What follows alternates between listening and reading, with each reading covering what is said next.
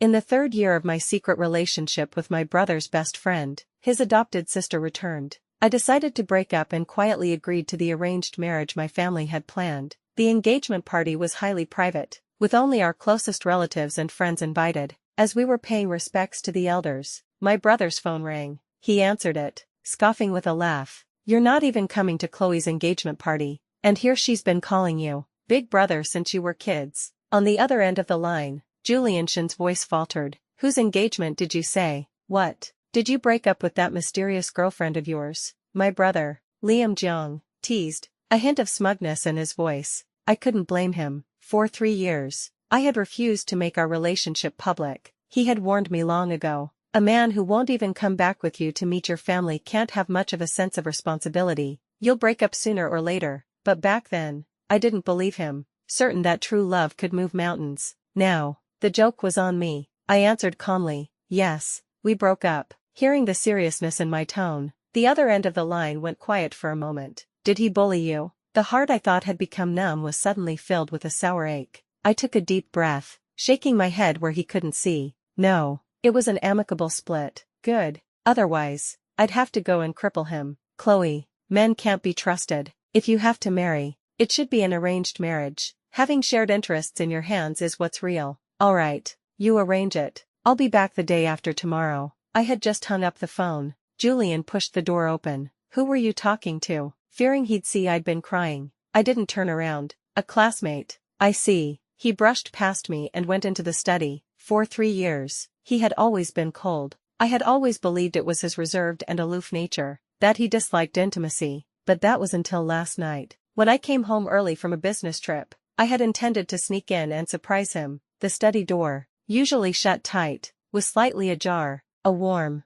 yellow light spilled from the crack. I crept closer, and just as I was about to knock, I saw Julian inside, a look of unbearable desire on his face. His eyes were glued to his phone screen as one hand moved below his waist. I froze instantly. The photo on the screen was of none other than Sophie Shin, the childhood friend who had been raised in his family's home. He was so engrossed he didn't even hear me open the door and leave. I found a hotel and sat alone in silence for a long time. I finally understood. Julian's coldness over the past 3 years wasn't his nature. His refusal to make our relationship public wasn't because he was afraid of my overprotective brother's anger. It was all because he didn't like me. He just needed someone to cover up his feelings for his nominal adopted sister. And so I, who had been chasing him so ardently, was conveniently placed in the role of his mysterious girlfriend. That evening, Sophie's social media updated, "Landing back home tomorrow. Come pick me up." After hanging up with my brother, I took a taxi back to the villa I shared with Julian.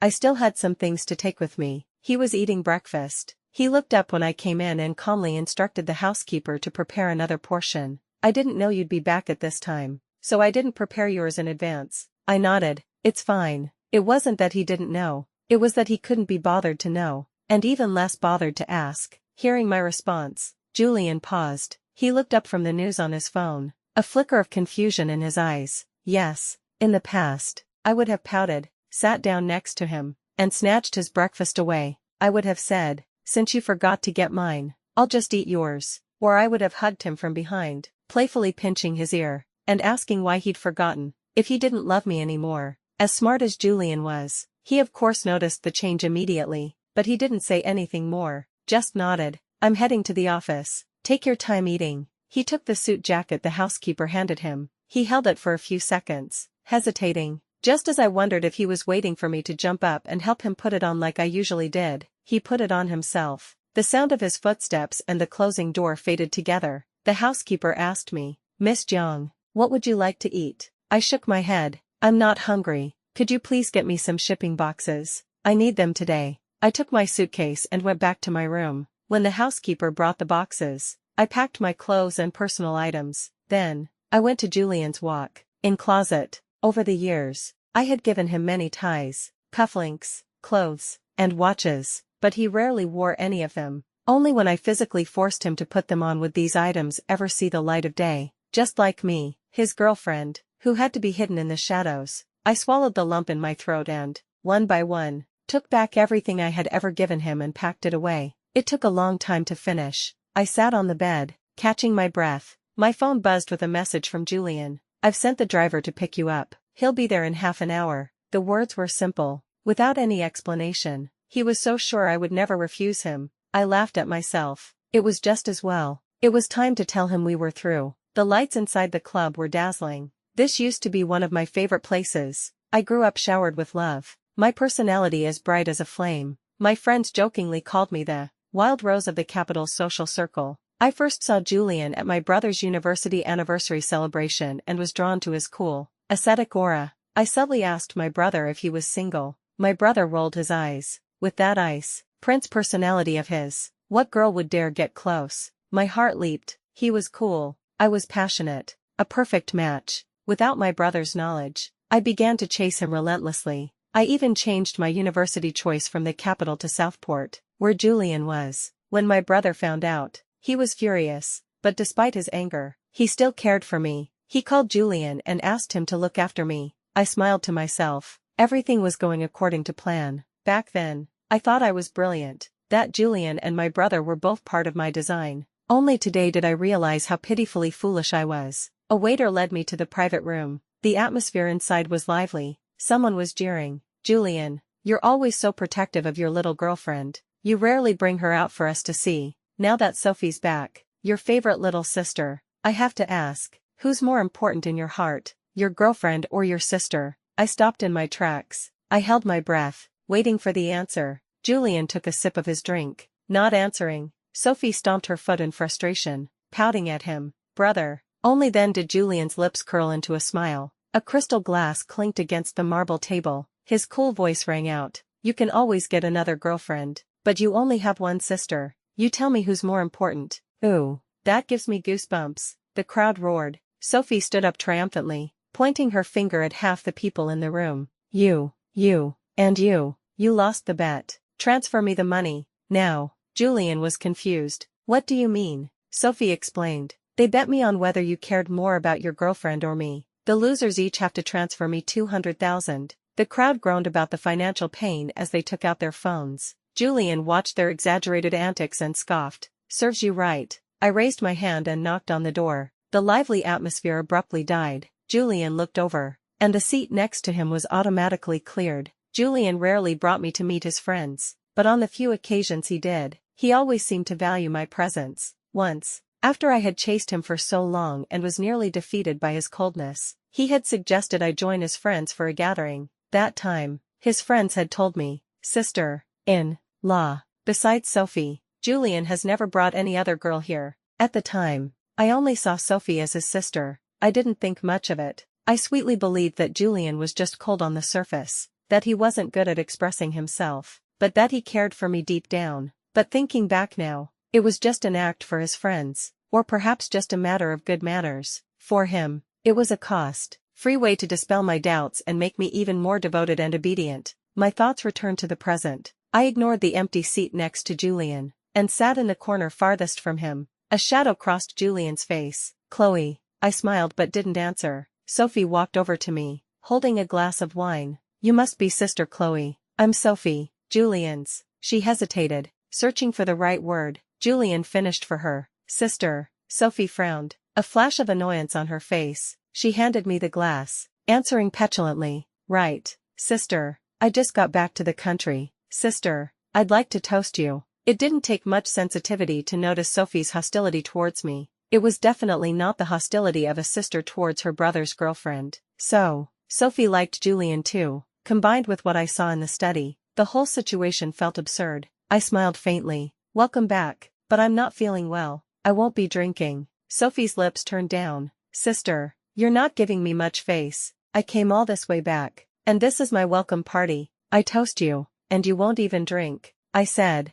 "I'm not feeling well." The displeasure on Sophie's face intensified. She looked back at Julian. "Brother, does sister not like me?" Julian's eyes were cold, his tone flat. "Chloe, don't be dramatic. Drink it." I almost laughed out loud. "You called me here just to make me drink." He lifted his eyelids slightly, answering coolly, "Sophie wanted to see you." So, it was just because Sophie wanted to see me, just so the two of them could, in the face of social norms, recognize reality, using me as a tool to convince themselves not to have any illusions about each other. I stood up. "Now that she's seen me, can I go?" sensing my unusual defiance. A storm brewed in Julian's eyes. I knew he was angry, but I didn't want to play along anymore. What have you been so worked up about all day? The atmosphere in the room turned icy with his lowered voice. I looked back at him, a meaningful smile on my face. Julian, I know about your filthy, twisted little game. I'm not playing anymore. I turned to leave, but Sophie grabbed my wrist. Sister, I'm the star of this party. I haven't given you permission to leave yet. I yanked my hand back and slapped her across the face. Are you this ill-mannered because you're an orphan? I strode through the dark hallway. Drunken catcalls from strangers echoed around me. A fire was raging inside me, desperate for cold air to extinguish it. Only when I stepped out of the club could I finally breathe. To clear my head, I didn't call a car but started walking along the road. But I hadn't gone far when a car screeched to a halt beside me. I stopped, my hand fumbling for my phone, pressing the emergency contact. Julian. The next second, several masked men in black jumped out of the car. A sack was thrown over my head, and a sharp blow knocked me unconscious. When I woke up, I was in an abandoned factory. My hands and feet were tied, and I was suspended in the air. A man in black ordered, "Lower her a bit." My body was suddenly dropped. A rag was stuffed in my mouth, and I tried to scream. If they took the rag out, I could find out their purpose, negotiate, and fight for a chance to escape. But before I could even try, a burly man slapped me hard. My head spun. The man wore a mask. He spoke. Miss Jiang, our apologies. We're just paid to do a job. Blame yourself for angering the wrong person. We have a message from our employer. If you're good, you'll endure these 100 slaps, and then you can walk out of here safely. But if you dare scream, or go to the police, he guarantees that you will live every day in constant, unpredictable danger. Tears of pain and fear filled my eyes. The man gestured to a security camera above. Sir, shall we begin? A reply came through a speaker. Yes. I froze, struck by lightning. Even though it was just one word, I immediately recognized Julian's voice. My mind raced. He had someone kidnap me, to give me 100 slaps. He was getting revenge for Sophie. I bit down on the rag, whimpering at the camera. He was truly, madly in love with her. He couldn't stand to see her suffer the slightest grievance. But I never imagined that just for slapping Sophie once, he could be so cruel. Even if he didn't love me, I had been devoted to him for 5 years, in a relationship for 3. Even if he didn't care about me, I was still his best friend's sister. How could Julian do this to me? I cried out, struggling with all my might, hoping for a sliver of conscience to return to him. There was no further response from the camera, just one slap after another. My face went from swollen to numb. My cheeks and lips were covered in blood. When I woke up again, it was in the Shin family's private hospital. Julian stood before a large floor-to-ceiling window, his silhouette long and slender. Hearing a noise, he turned to look at me. You're awake. I smirked. Are you disappointed I'm not dead? Julian's expression was grave. Yesterday, you went too far. Sophie just got back. You hit her in front of so many people. How is she supposed to face anyone? How can she establish herself in this circle now? So you had to repay me 100 times over. Is that it? I screamed, throwing the water glass from the bedside table at him. You care about her reputation and situation. But what about me? If you like her, then go after her. Why hide behind this brother and sister charade and disgust everyone? Chloe Jiang, he shouted, his body trembling slightly. His usually impassive face was a thundercloud of fury. Julian stared at me. Sophie will only ever be my sister. You need to calm down and stop being so unreasonable. He turned to leave. At the door, he paused. With his back to me, he spoke in a low voice. I will compensate you for this. You've always wanted to tell your brother and parents about us, right? I'll go back with you next month to visit them. My lips twitched. The irony was suffocating. I had asked him so many times to tell my brother. He always found an excuse. Now, after Sophie's return, he was the one to suggest it. Was he afraid he wouldn't be able to control himself around Sophie? So he desperately needed a relationship to force himself to give up. But why should I continue to be their tool? I sent a message to my brother. I'm coming home tomorrow. On the way back from the hospital, Julian sat silently in the back of the Maybach. After mentally rehearsing his words several times, his assistant finally spoke up. Mr. Shen, if you continue to favor Miss Sophie and hurt Miss Chloe like this, I'm afraid she will truly be heartbroken. The pressure in the car was heavy. Julian didn't respond. The assistant boldly continued. Miss Chloe has been so good to you. She was the campus belle at university. From her first day, there was never a shortage of guys chasing her. But she only had eyes for you. Her personality used to be so bright and fiery, but she's changed so much for you. You didn't like her wearing tight dresses, short skirts, and having wavy hair, so she switched to white dresses. You disliked her irregular schedule, and your health was suffering from overwork, so she asked everyone for remedies and personally bought ingredients to learn how to make soup for you. You don't know, but the first few times, she burned her hands. That time you drank so much for a business deal that you had to be hospitalized. She cried all night, then pretended to be fine and smiled at you the next day. The assistant couldn't go on. Even he felt sorry for Chloe. He was her alumnus and had seen the vibrant, free, spirited girl she once was. To see her constantly suppressing herself to please Julian, only to still be less important than Sophie in his heart, he felt it was a waste. Julian stared out the window, cutting him off in a low voice. You talk too much. But the assistant couldn't stop himself. Thinking of his own love life, he said with regret, Mr. Shen, a person's heart has its limits. After too many disappointments, it's very hard to win it back. A sharp pain seized Julian's chest. He suddenly remembered that time in the hospital, waking up to see Chloe's smiling face and red-rimmed eyes. The image shifted. The first time she brought him soup, he had noticed the burns on her hand. He had taken one sip and told her, don't do this anymore. He hadn't wanted her to get hurt. Back then, the disappointment in Chloe's eyes had been fleeting. She had still smiled up at him. I guess you don't like chicken soup. Next time, I'll make you lotus seed and longan stew. The next second, his mind flashed to the security footage from yesterday, of Chloe, disheveled, her eyes filled with tears. Julian suddenly felt like he couldn't breathe. He ordered, back to the hospital. The assistant's face lit up. He immediately turned the car around. Just as the car pulled up to the hospital, Julian's phone rang. It was Sophie's voice. Brother, I slipped in the bathroom. Ow, it hurts so much.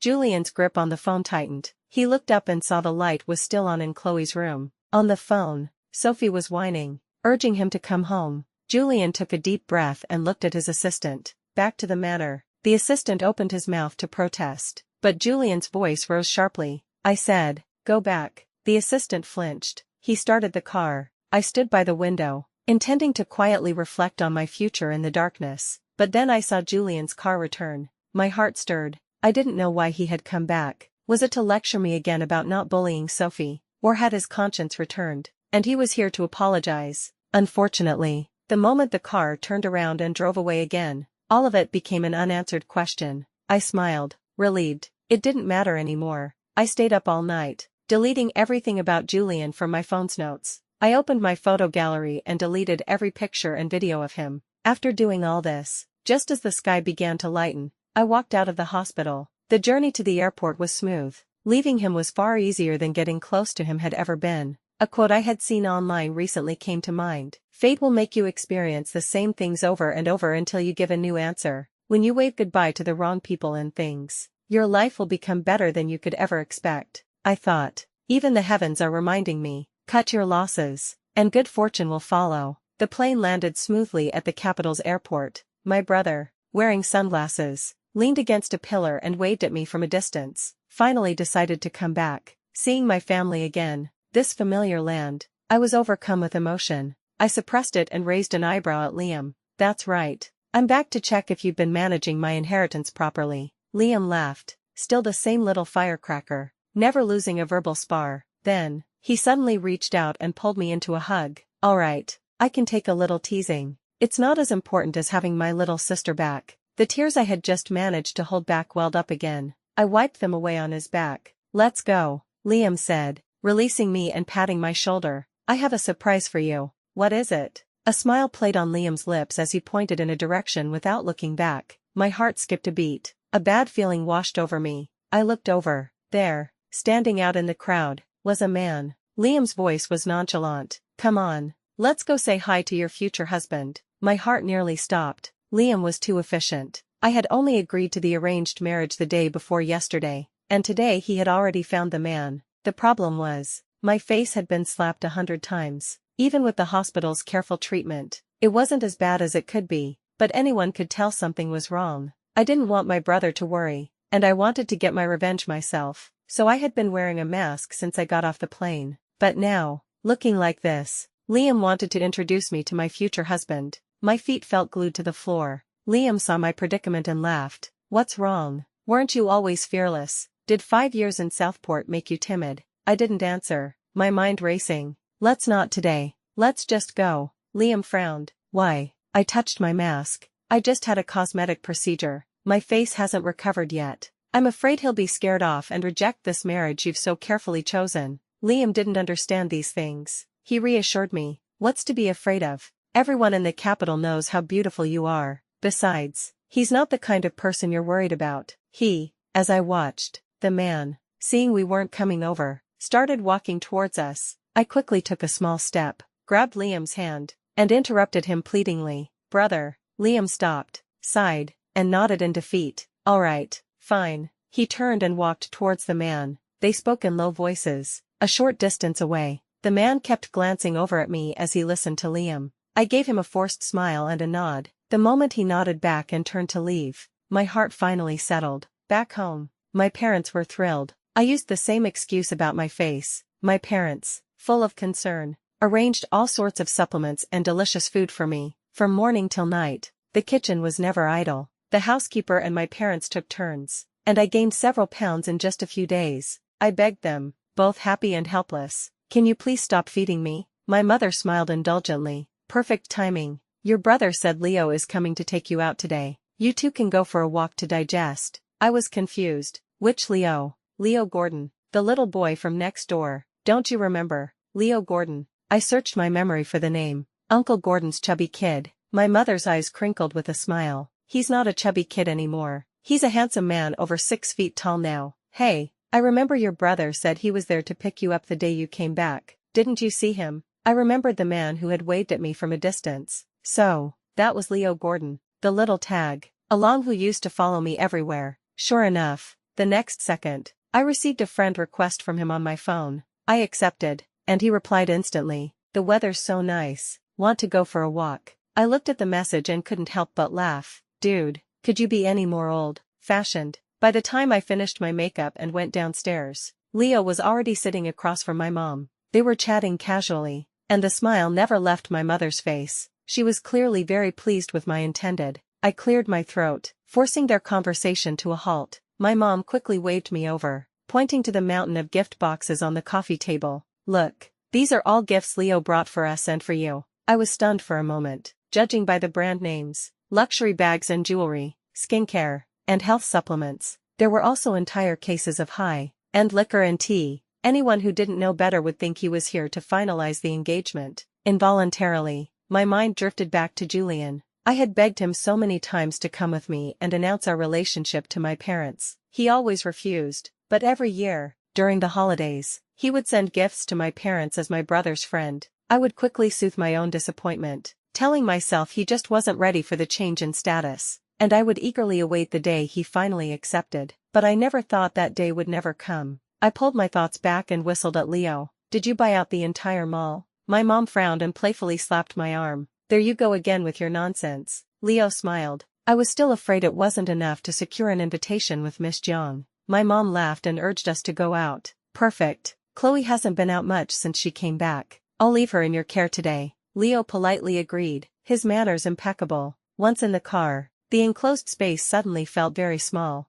I was a little awkward, trying to make small talk. Fortunately, Leo was a good conversationalist. He could effortlessly start a new, interesting topic just as one was ending. My initial unease gradually faded. Suddenly, my attention was caught by his car charm. It was a sticker of the Monkey King, encased in a round acrylic charm. The sticker was clearly old, but it had been preserved with great care. I gasped, covering my mouth. Is that? Leo tilted his head, his eyes smiling. Yes, it's the one you gave me when we were kids, when the Gordons first moved in. Leo was often bullied by the other boys because he was chubby and shy. I had seen it happening, charged in with a stick, and rescued him. I had yelled at the other kids, if you ever dare bully Leo Gordon again, I'll knock you all out and take you to the police. The kids had made faces and scattered. I had pulled the fallen Leo to his feet and lectured him like a little adult. If they bully you again, you have to fight back. But looking at his tear-streaked, timid face,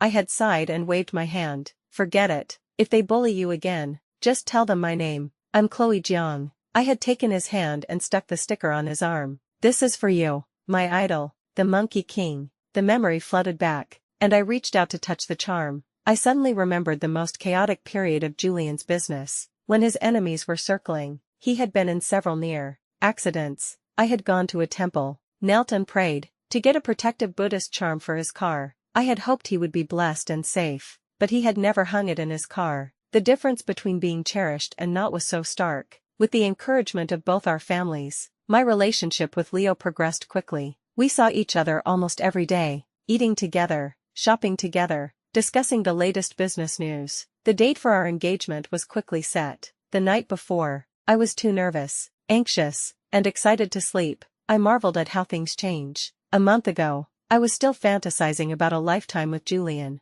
Now, I was about to spend the rest of my life with a man named Leo Gordon. I thought of Leo's broad shoulders, narrow waist, and 8-pack abs. I smiled to myself. Not a bad deal at all. The next morning, I was woken up early for makeup and to get into my dress. The makeup artist was my favorite, flown in from abroad by Leo. The dress was one he had commissioned years ago. The venue was extremely private. Both families had only invited their closest circle. As we were paying respects to the elders, my brother's phone rang. None of us paid it any mind. He stepped back a few paces to answer, laughing and chiding into the phone. "You're not even coming to Chloe's engagement party, and here she's been calling you big brother since you were kids." On the other end, Julian's voice was tight with anger. "Whose engagement did you say?" My brother was confused. "Chloe's, my sister's. Didn't you get an invitation?" Just then, my part of the ceremony finished. My brother walked over, frowning. "That's weird. Julian sounds like he's on a warpath after hearing about your engagement." "Chloe,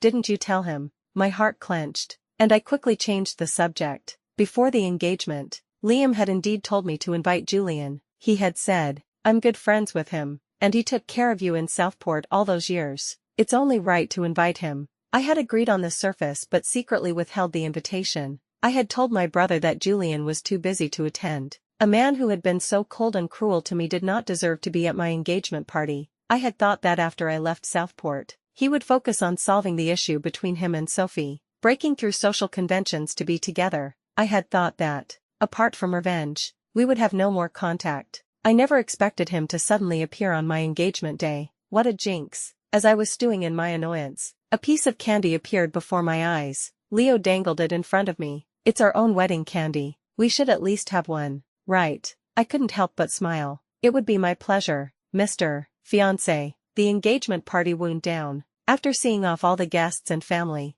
Leo and I leaned against each other, dazed, talking about our pasts and our hopes for the future. As the night grew deeper, Leo held me reluctantly. "Let's get married soon. Then we won't have to say goodbye like this." I looked at his puppy dog eyes. I stroked his head and whispered in his ear. Soon, Leo drove me home. A light rain was falling. The surrounding trees and plants reflected the moonlight. At a red light, my phone rang. It was my brother. I laughed and urged Leo, "Drive faster. My brother's calling to hurry me home." Leo replied, "As you wish, my lady." I answered, "I'm almost home. Don't worry." Liam's voice came through. "Chloe, has Julian called you?" Hearing his name twice in one day gave me a bad feeling. I answered, "No." I was about to say, "Let's not talk about him anymore," but my brother's confused voice cut in. "It's strange. He just drove all the way from Southport to our house. When he found out you weren't here, he asked for the engagement party address and took off immediately. He didn't look well, and he was driving really fast. I'm a little worried," he teased. "All those years of calling him Brother Julian weren't for nothing. He was in such a hurry to congratulate you in person." My heart sank. Congratulations were unlikely. A meltdown was more probable. With his arrogant personality, being unceremoniously dumped by me would be a blow to his ego. But I was no longer obligated to stroke his ego. "Leo, drive carefully." Before I could finish, a black Maybach burst through the rainy night. It was going too fast, splashing water everywhere. Leo slammed on the brakes, and the two cars barely avoided a collision. My heart stopped for a second. Leo immediately unbuckled his seatbelt and asked if I was hurt. My face was pale, but I smiled and shook my head, telling him not to worry. When I looked out the window again, I saw Julian get out of his car and walk towards us. The rain blurred the glass, but even as a silhouette, I knew it was him. My hand trembled. Leo saw him too, unsure of the situation. He squeezed my hand reassuringly. "Don't be afraid." His steady gaze calmed me. That's right. This was the capital. This was my turf. I wasn't afraid of Julian. As I was thinking, Julian reached the passenger side door. He tapped on the window, mouthing the words, "Chloe, get out." Leo finally realized. This man was here for me. With a click, the driver's side door unlocked. Just as he was about to get out, I stopped him. I said in a low voice, "I'll talk to him." Although the capital and Southport were two different places, their business worlds were interconnected. The Gordon and Shin families were bound to have dealings. I didn't want to cause trouble for Leo before we were even married. Seeing my serious expression, Leo nodded. "Baby, if you need anything, just call me." During our exchange, Julian had grown impatient. He knocked on the window again. His eyes were fierce. I unlocked the door, opened it, and closed it, shutting out the world. A smile touched Julian's lips. He took my hand and started leading me towards his car. I pulled away. Julian frowned. "Chloe, stop throwing a tantrum.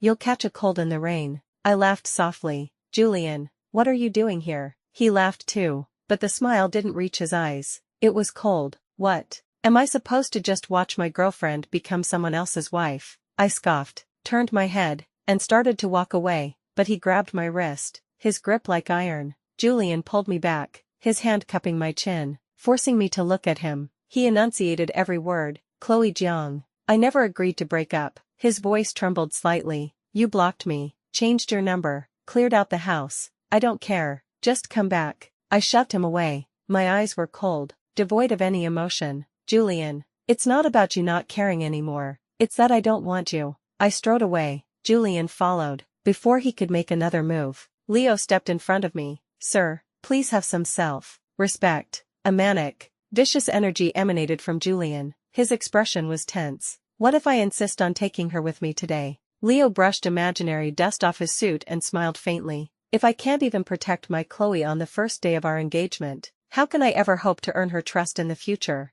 "You don't get to call her Chloe," Julian roared, his fist flying towards Leo. The two of them began to fight. No matter how much I yelled, neither of them stopped. "What are you two doing?" My brother arrived and pulled them apart. They stood on opposite sides, both with bloodshot eyes, glaring at each other. My brother looked at me. "Chloe, you take Leo and go." I nodded and pulled Leo away. Julian tried to follow, but my brother held him back. He roared, "Julian, are you insane?" I waited in the living room for a long time before Liam came back. When he saw me on the sofa, he froze for a second, then strode over and hugged me. His voice was hoarse. "Chloe, I'm sorry, I didn't know he was the one. I thought when you said you liked him, it was just a little girl's crush." I shook my head gently, comforting him. "Brother, it's not your fault. I just had a bad relationship. It didn't hurt anymore." Liam's eyes instantly turned red. He soothed me. "We'll never go to Southport again. We'll stay home, where Mom, Dad, and I can protect you."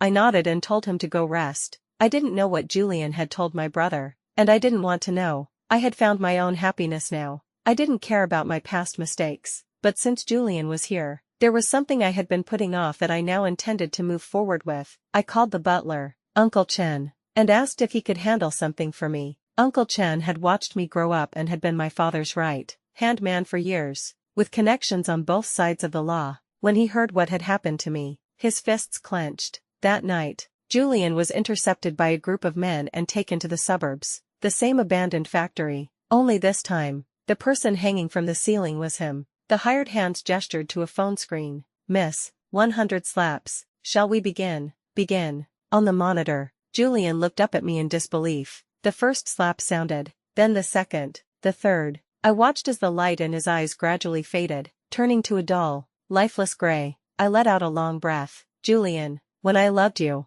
I was willing to give you everything. Now that I don't, you are less than an ant to me. From now on, we were even." The next day, Julian left the capital. I breathed a sigh of relief. Everything was back on track. I was busy joining the family company, taking over business operations, and planning the wedding. And I still had to make time for dates with Leo. 2 weeks later, Liam came to my office. He looked around and leaned against my desk with a smile. "CEO Jiang, you look the part." I raised an eyebrow. "Of course, you'd better work hard, or the family fortune will all be mine. The battle for succession is always fierce." Liam laughed loudly. After a moment, he spoke again. "Julian moved his company's operations to the capital." My typing paused. "Let him." Seeing I was calm, Liam left, relieved. The next evening, Liam sent me the address of a club we often frequented. When I arrived, besides Liam, The room was filled with our friends. "What's the occasion?" I asked, sitting down. Liam looked at me with a lazy grin.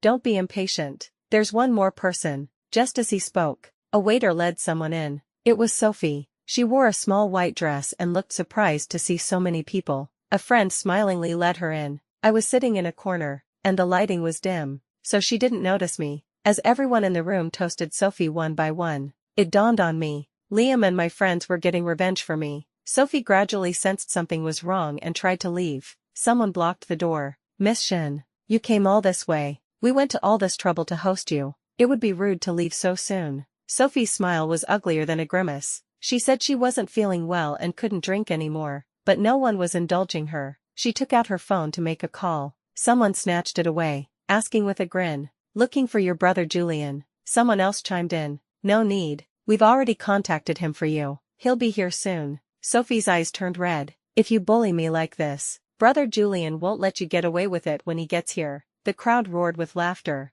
Is Julian really that good to the Shin family's adopted daughter? Amidst the laughter, Sophie crumpled into herself. Someone grabbed her and forced her to drink. She cried and struggled, but couldn't escape. I watched from the corner, feeling no sympathy. You only know the pain when the rain falls on you. After this revenge, we would be even. Julian suddenly burst in and rescued Sophie from the crowd, protected behind him. Sophie sobbed and told him what had happened. Julian yelled, "Are you all insane?" Liam sat in the center of the sofa. A single beam of light shone on him. He took a sip of his drink, his voice as cold as the ice in his whiskey. "Julian, did you think you're the only one with a sister? That only your sister is a precious treasure." He smashed his glass on the floor. "You can take Sophie and go. From now on, our friendship is as shattered as that glass. The next time we meet, we'll be rivals." Julian's expression was conflicted, but given the situation and Sophie's presence, he could only leave for now. At the door, he stopped and said, "I will repay everything I owe Chloe." "Get out,"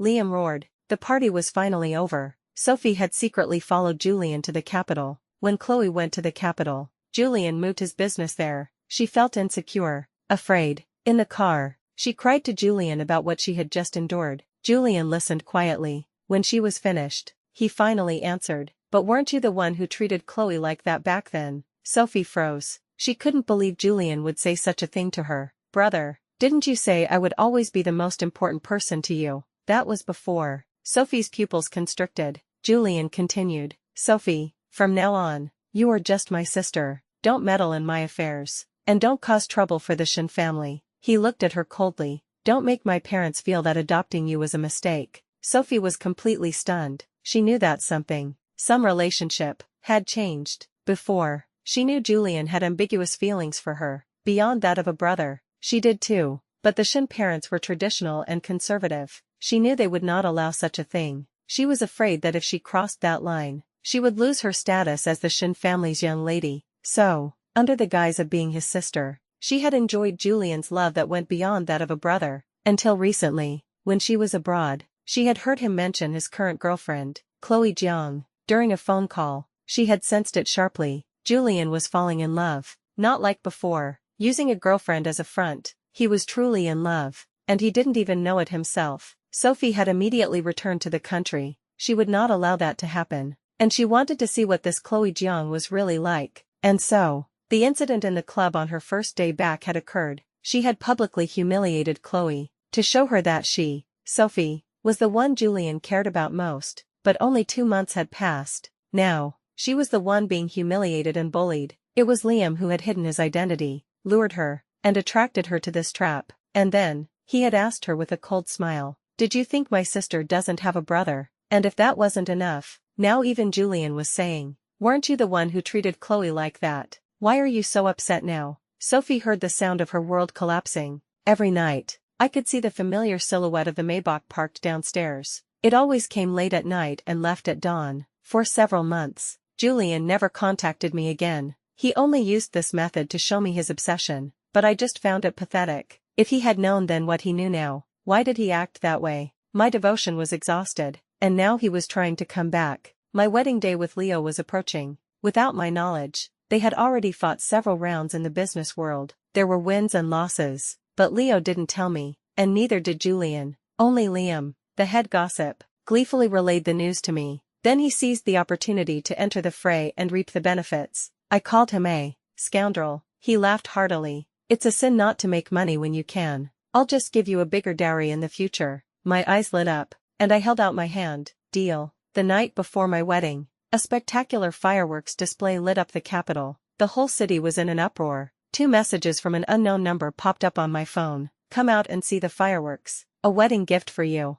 I deleted them without a second thought. Fireworks. My husband could afford them too. He was just playing the clown. The next morning, I got up early for makeup, put on my morning robe, and took photos. Before Leo came to pick me up, he sent me a message. Chloe, I'm coming to marry you. I replied with a cute emoji. The wedding was grand, the whole event filled with joy. 3 days later, when we paid a visit to my family, Liam secretly handed me a stack of certificates. From him, he said it's compensation for you. It's most of his fortune. He said no more. I took them. He did owe me this compensation. The next day, I entrusted a fund manager to donate all of it, property and assets, to charity. I am happy, and I hope more people can be happy too.